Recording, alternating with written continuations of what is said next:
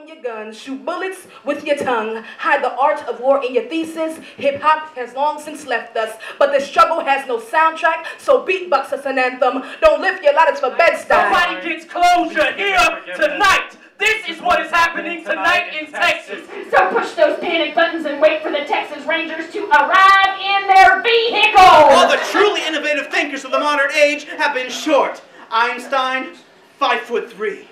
Gandhi, 5'2". Tori Amos. Poetry slam is kind of a combination of traditional poetry, theater, stand-up comedy, dramatic monologue. Basically, it's anything you can do on a microphone in 3 minutes. It's generally a pretty raucous event. You know, it's not what you think of as a poetry reading where we all sit and we're very polite and we sip our coffee and snap our fingers. No, this is rock star time. These artists get up and they throw it down for 3 minutes like they were a band. I can love you past your breath. I can love you past the point where we come in and pass out. I'll show you love without a doubt. I will be that M&M that refuses to melt in your mouth. Like Mentos, I'm your flesh maker. Your cherry lights, your wintergreen breath saver. Your breath smells of stale vodka. I'll be that blast of Banaka. Like a 2-liter bottle of Scope. I'll show you a world filled with hope. Tell me what you need, girl. I promise I won't choke.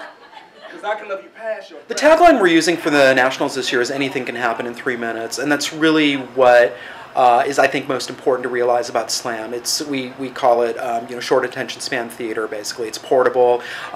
Each poet or group of poets get up to the microphone, no props, no costumes, and they create whatever they want to create within the space of that 3 minutes. It is a sport, and the people doing it definitely take it seriously, but it's also, in a way, kind of a trick to get the audience to realize that poetry can have maybe far more impact than they thought possible. I want you back, America, like before FEMA became a curse word, before Patriot became a missile. Austin, Texas has one of the most fantastic spoken word scenes in the country. I think a lot of it does have to do, it's just a reflection of the city. Every slam team is a reflection of where they come from.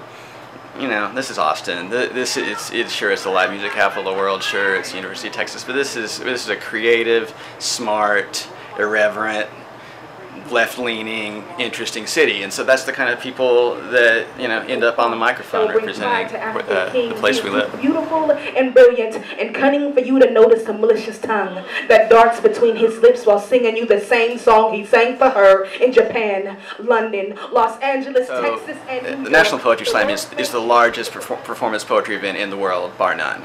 For 5 days, this is it. This is ground zero. This is where the poetry happens. People come together once a year to throw it down, and it's like nothing you've ever seen. And the great thing about it is the variety. You know, one piece is funny, one is political, one is very personal. It just keeps coming at you and coming at you. And when the short people of this world unite and rise up, you might not be able to tell right away. But when steel-toed, boot-shaped bruises appear on long-ass shins the world over, you will know that me, Gary Coleman, that kid from Webster, and Mini-Me, and Oompa Loompas